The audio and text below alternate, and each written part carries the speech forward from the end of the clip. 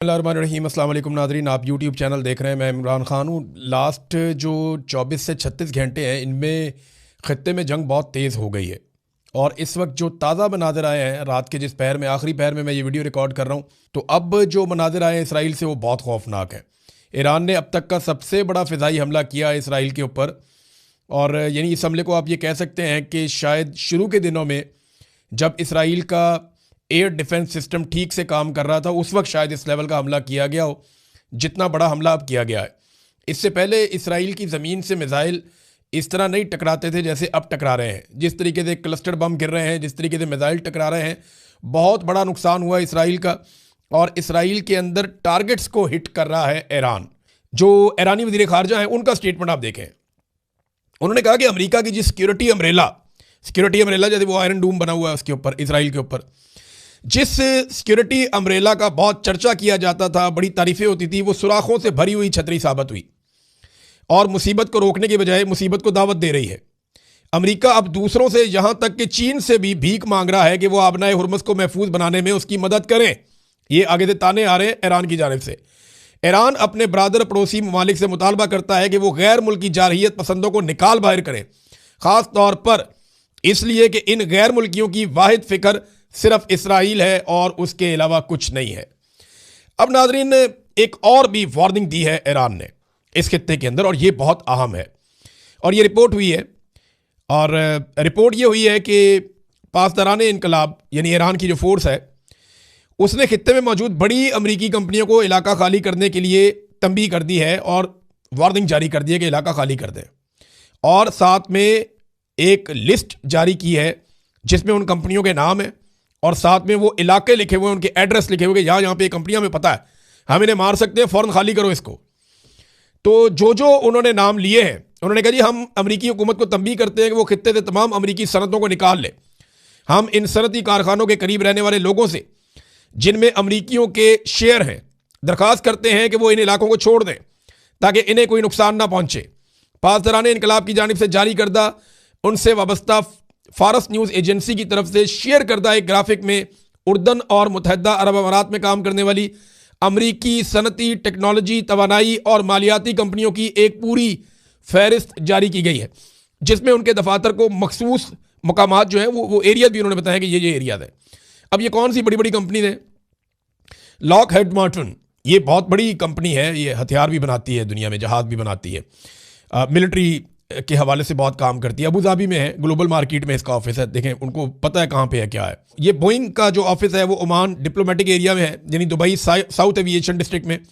Microsoft और उसका दफ्तर उन्होंने लिखा हुआ है, फिर ओरेकल और उसका दफ्तर उन्होंने लिखा हुआ है एड्रेस, फिर एक्सन मोबिल, फिर सिटी ग्रुप, फिर अमेजॉन वेब सर्विसेज, फिर NSO group, KKR, gate village, इसका भी एड्रेस लिखा हुआ है, बोस्टन कंसल्टेंट ग्रुप, इसका भी एड्रेस लिखा हुआ है, और बहुत सारी कंपनियों का उन्होंने पूरा दिया हुआ है, एक लंबा चौड़ा नाम लिखे हैं अमेरिकन कंपनियों के या जिनमें अमेरिकन के शेयर हैं।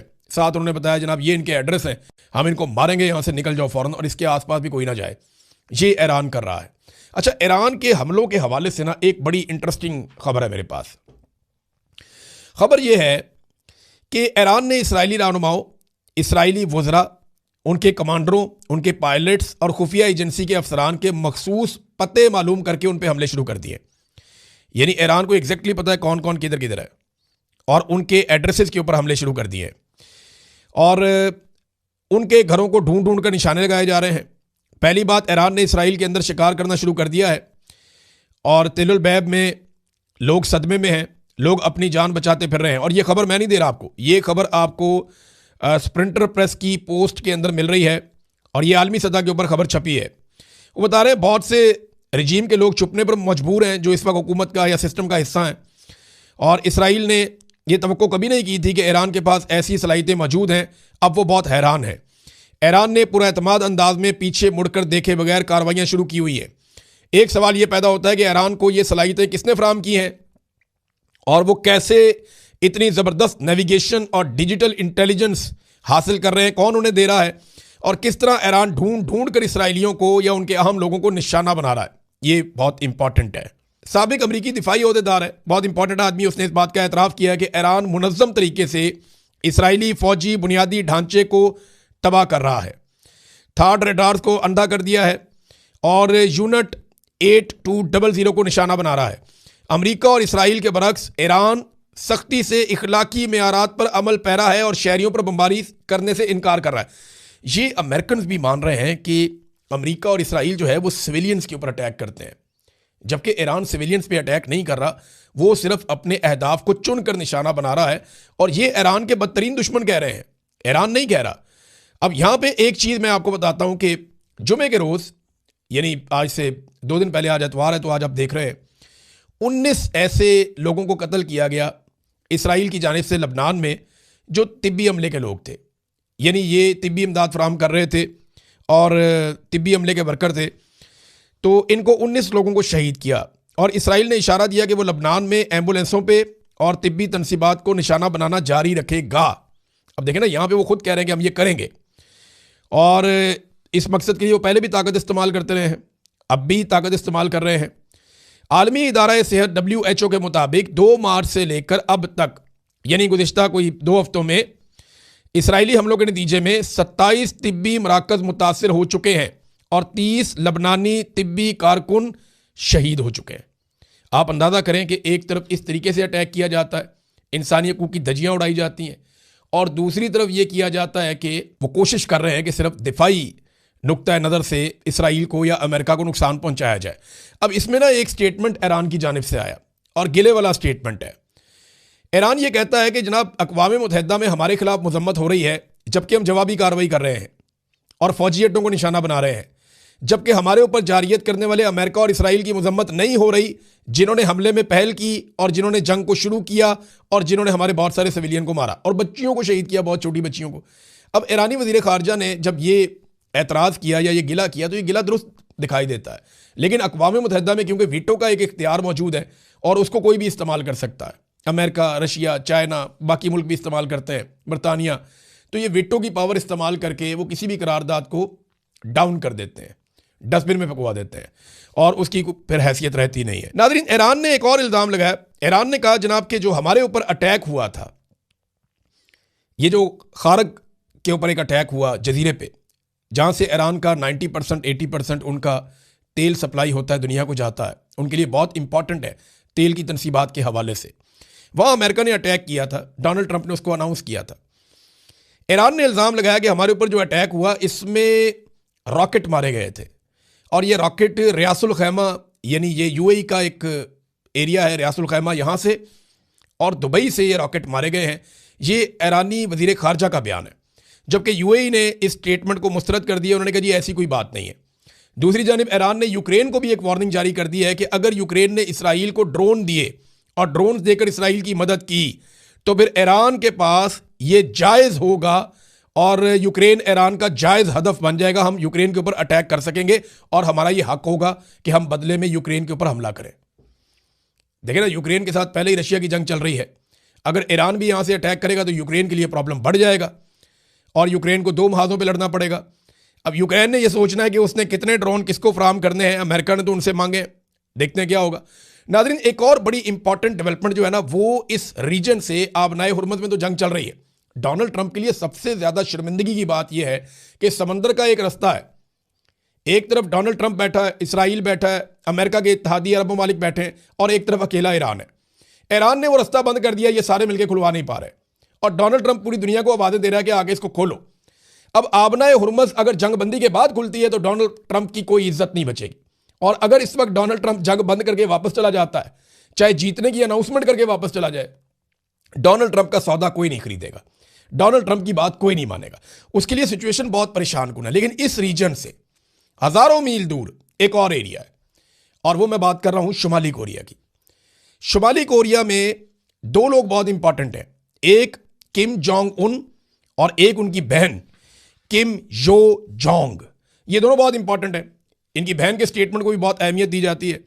तो किम जोंग उन ने कहा कि हम जंग नहीं चाहते, लेकिन हम जंग को अवॉइड भी नहीं करना चाहते, यानी हमारा कोई इरादा नहीं है, अगर जंग मुसल्लत की गई हम लड़ना भी चाहते हैं फिर, यानी जंग को अवॉइड करने का हमारा कोई इरादा नहीं है, लेकिन हम जंग लड़ना नहीं चाहते।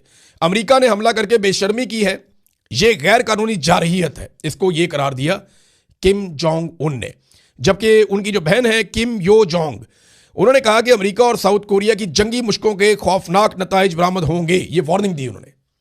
ये अभी अमेरिका और जनूबी कोरिया वहां पे जंगी मशकें कर रहे हैं, जिसपे 10 मिसाइल मारे हैं किम जोंग उन ने, और उन मिसाइलों को इंटरसेप्ट नहीं कर सका अमेरिका या जनूबी कोरिया। जनूबी कोरिया और शुमाली कोरिया में लड़ाई रहती है ना, और शुमाली कोरिया की लड़ाई जापान के साथ भी रहती है। तो इसलिए अमेरिका ने वहां पे एयर डिफेंस सिस्टम लगाए हुए हैं। वो एयर डिफेंस सिस्टम निकाल के वहां से ले गया अमेरिका, इसराइल को बचाने के लिए। मिडिल ईस्ट के अंदर उनको जरूरत है। तो अब यहां पे उन्होंने जब मिसाइल मारे तो वो इंटरसेप्ट नहीं हुए, और अब किम जोंग उनको ये पता है कि वो जो भी मिसाइल मारेगा ये फिजा उसके लिए खाली है। ये माहौल बन गया वहां पे। तो वो धमकी शमकी भी उन्होंने लगा दी है, और ये उनकी बहन ने भी कह दिया है कि अमेरिका और साउथ कोरिया की जंगी मशकों के बड़े खौफनाक नताइज हो सकते हैं। ये एक तरह की वार्निंग उन्होंने जारी की है। नाज़रीन, अमेरिका ने बड़े बड़े मुल्कों से मदद मांगी, वो तो बड़ी दूर की बात है। स्विट्जरलैंड जैसा एक छोटा सा मुल्क यूरोप के बीच में है, कोई इतना बड़ा तगड़ा मुल्क भी नहीं है। स्विट्जरलैंड ने 2 अमेरिकी फौजी जहाज़ों को या परवाज़ों को अपनी फ़िज़ाई हदूद के इस्तेमाल की इजाज़त देने से इनकार कर दिया।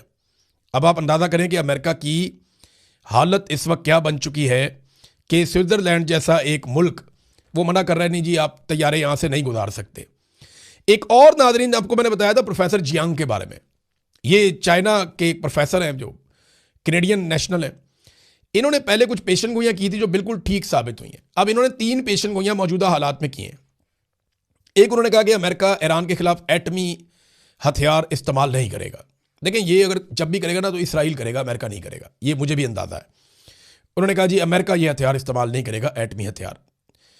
दूसरा, उन्होंने कहा कि ईरान में अमेरिकी फौजें दाखिल होंगी। अब उन्हें यह लगता है कि कैलकुलेशन ये बन गई है कि डोनाल्ड ट्रंप के लिए पीछे हटना मौत है और आगे बढ़ना वैसे ही मौत है, तो वो इसको लिंगर ऑन करने के लिए अपनी फौज दाखिल करके कोशिश करेगा कि आहिस्ता आहिस्ता उसका फैसला मकबूल हो जाए। बहरहाल ईरान में अमेरिकी फौजें दाखिल होंगी, ये उन्होंने कहा। और एक फॉल्स फ्लैग ऑपरेशन के बारे में बातें भी हो रही हैं कि कोई ना कोई ऐसी कार्रवाई अमेरिका में या अमेरिकी इत्तेहादियों के साथ कहीं ना कहीं हो जाएगी, जिसकी बुनियाद पे फिर सारे मिलकर ईरान के ऊपर अटैक करेंगे और ये ज़मीनी फौज भी जा सकती है। लेकिन इसमें जो सबसे इंपॉर्टेंट चीज़ उन्होंने की, उन्होंने कहा जी अमेरिका और इसराइल ईरान जंग की आड़ में मस्जिद अक्सा को तबाह कर देंगे, हम मुसलमान कहते हैं शहीद कर देंगे। उन्होंने यह दावा किया कि अमेरिका और इसराइल ईरान जंग की आड़ में मस्जिद अक्सा को नुकसान पहुंचा सकते हैं, उसे शहीद कर सकते हैं। ये बात इससे पहले भी कुछ लोगों ने की है, ये बात इससे पहले सुनी गई है, एक मरतबा नहीं मल्टीपल टाइम सुनी गई है। और ये बड़ी खौफनाक सिचुएशन बन जाएगी और मुसलमानों के जज्बात बहुत भड़क जाएंगे। एक और खबर है नाज़रीन, और ये खबर है सिंपल इतनी सी है कि दुनिया भर के मीडिया को एक खबर फीड की गई है, क्योंकि इस खबर में किसी सोर्स का नाम नहीं बताया गया। ये नहीं बताया गया कि हमास के किस रहनुमा ने यह बात की या हमास के कौन से ग्रुप ने यह बात की। बस ये एक तस्वीर शाया करके ये लिख दिया गया कि दुनिया भर के मीडिया को यह खबर जारी की गई है, और मीडिया में छपी हुई है, आप गूगल करके देख सकते हैं कि हमास ने ईरान से एक दर्द बड़ी अपील की है कि जनाब आप अरब ममालिक के ऊपर हमले ना करें। देखिए, ईरान बार बार ये कह रहा है कि हम तो अरब ममालिक पे हमले नहीं कर रहे, हम तो उनको शहरियों को बचा रहे हैं, हम तो सिर्फ उस दुश्मन पे हमले कर रहे हैं जो अरब ममालिक की सरजमीन को हमारे खिलाफ इस्तेमाल कर रहा है। ये ईरान बार बार कहता है। बहरहाल इस खबर का कोई सोर्स अभी तक सामने नहीं आया। सोर्स सामने आएगा तो पता चलेगा कि ये कौन है। हाँ, एक खबर और जो पाकिस्तान से दी गई और पाकिस्तान की हुकूमत ने दी, आबिद शेर अली यानी नवाज शरीफ साहब की, शहबाज शरीफ साहब की फैमिली के बंदे हैं, बहुत इंपॉर्टेंट शख्सियत हैं, PMLN की हुकूमत का हिस्सा हैं। तो आबिद शेर अली ने दावा किया कि मुल्ला हैबतुल्लाह को कत्ल कर दिया गया वहाँ पे पाकिस्तान एयरफोर्स की जानिब से अफगानिस्तान में। अब ये बड़ी अजीब चीज़ है। यानी आबिद शेर अली ने लिखा कि कंधार पर ताज़ा तरीन पाक फ़ज़ाइया के हमलों के बाद तालिबान के सुप्रीम लीडर मुल्ला हैबतुल्लाह खूनज़ादा की सूरत हाल गैर वाज़ेह है। मुतअद्दिद ज़राए दावा कर रहे हैं कि वो पाकिस्तानी हमलों में हलाक हो गए हैं। अब हमने सारा मीडिया चेक किया, 3-4 साल हो गए इनके बारे में खबर ही क्यों नहीं आई इंटरनेशनल मीडिया में, और इस तरह की कोई खबर है भी नहीं। ये एक फेक खबर है। इस पर जो उन्होंने तस्वीर लगाई उसमें मुल्ला हैबतुल्लाह की तस्वीर लगा के उसके ऊपर एलिमिनेटेड लिखा हुआ है। देखिए, मुझे नहीं लगता कि पाकिस्तानी फ़ौज या पाकिस्तानी हुकूमत कोई इस किस्म का रिस्क लेगी, क्योंकि इसके असरात कई दहाइयों तक जाएंगे। ये आग से खेलने वाला काम है। मैं किसी के नज़रिए या किसी की पॉलिसी की बात नहीं कर रहा, मैं ये कह रहा हूँ कि दोनों हमसाया ममालिक हैं और दोनों को रियलिटी के साथ चलना होगा, एक दूसरे को तस्लीम करना होगा, एक दूसरे की मदद करनी होगी। हलीमा खान साहिबा ने जो मौक़िफ़ इख्तियार किया अपनी दरखास्त में, बड़ी अजीबोगरीब सूरत हाल भी पेश आई है अदालत में, वो मैं आपको भी आगे चल के बताता हूँ। लेकिन हुआ यह कि साबिक वज़ीर आज़म मुख्तलिफ केसेस में जेल में ट्रायल का सामना कर रहे हैं, मगर अदालती अहकामात के बावजूद उनसे मुलाकात की इजाजत नहीं दी जा रही। दरखास्त में कहा गया कि अदालत बानी पाकिस्तान तहरीक इंसाफ इमरान खान साहब से मुलाकात की इजाजत दी थी और मुलाकात करने वालों की फहरिस्त भी जमा करवाई गई थी। इसके बावजूद जेल के सुपरिटेंडेंट की जानिब से कई बार मुलाकात की इजाजत नहीं दी गई। मौक़िफ़ अपनाया गया कि फ्रीकैन की जानिब से इमरान खान साहब से मुलाकात पर गैर कानूनी पाबंदी आयद की गई है और जेल मैनुअल के तहत तयशुदा मुलाकात भी मुमकिन नहीं बनाई जा रही। अलीमा खानम साहिबा ने इस्तदा की है कि अदालती हुक्म अदूली पर होम सेक्रेटरी पंजाब और जेल सुपरिटेंडेंट के खिलाफ तौहीन अदालत की कार्रवाई की जाए। इमरान खान साहब ने भी कहा था अपनी पार्टी के लोगों को कि अगर मेरी बहनों को मेरे पास नहीं आने दे रहे तो ये अदालती अहकामात की खिलाफ वर्जी है, तो तौहीन अदालत की दरखास्त दायर की जाए। अब अलीमा खान साहिबा ने वहां पे कुछ बड़ी इंपॉर्टेंट बातें की और बड़ी अजीब सिचुएशन पैदा हो गई। उन्होंने कहा जी हमारी मुलाकातें ना करवाने पे तो जजों की तौहीन हो रही है, हमारा मजाक कहां उड़ रहा है, जजों की तौहीन हो रही है। Superintendent Adiala jail chief justice Yahya Afridi को भी कुछ नहीं समझता। इमरान खान के मुकदमात लड़ने वाले वकला को उनसे नहीं मिलने दिया जाता। क्या कर्नल साहब इमरान खान के केसेस खराब करना चाहते हैं? ये वो कर्नल है जिसके बारे में इमरान खान साहब कहते हैं कि अडयाला जेल का कंट्रोल इसके पास है और ये एस्टेब्लिशमेंट के हुक्म के मुताबिक किसको मिलना है किसको नहीं मिलना ये मामला कंट्रोल करता है।